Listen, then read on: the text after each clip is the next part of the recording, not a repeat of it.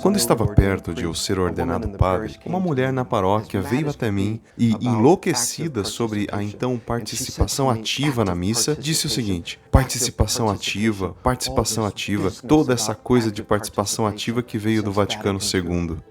Eu não era esperto o suficiente para perceber que participação ativa é um termo que foi inventado pelo Papa Pio X em 1903, exatamente 60 anos antes do Vaticano II ter usado este termo.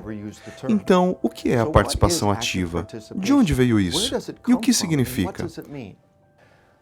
O contexto em que Pio X entendia a participação ativa está num documento que ele assinou em novembro de 1903 sobre a restauração do canto gregoriano na liturgia.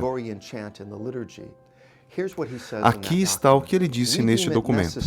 Nós julgamos necessário para prover antes de mais nada a santidade e dignidade do templo, onde os fiéis se reúnem precisamente para ouvirem esse espírito da sua primária e indispensável fonte,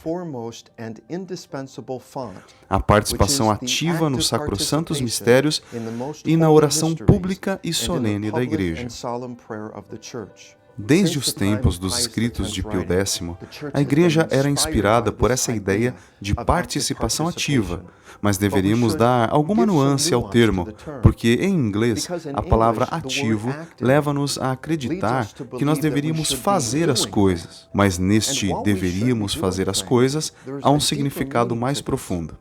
Veja, Pio X escreve este documento originalmente em italiano, e a palavra italiana que ele usa aqui é ativa, que significa alcançar.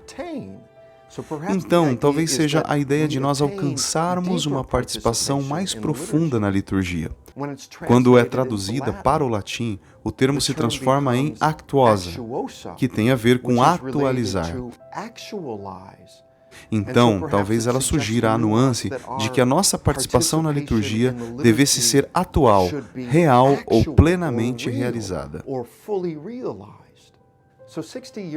Então, 60 anos depois do documento de São Pio X, a Igreja desenvolve essa noção de ativa participação na Constituição sobre a Sagrada Liturgia, adicionando a ela a noção de plena e consciente participação. Essa ideia de participação ativa, em certo sentido, se torna o grito de guerra da renovação litúrgica na Igreja. Então, isso não significa simplesmente que nós fazemos as coisas, mas que nós devemos estar engajados plenamente, de dentro para fora, entendendo o que nós estamos fazendo, plenamente conscientes da beleza e da riqueza disso. Então, com essa noção de participação na liturgia, é realmente importante que nós entendamos que, primeiro e acima de tudo, a participação deve ser interior e, de fato, às vezes nós não conseguimos avaliar exteriormente se alguém está realmente participando da liturgia.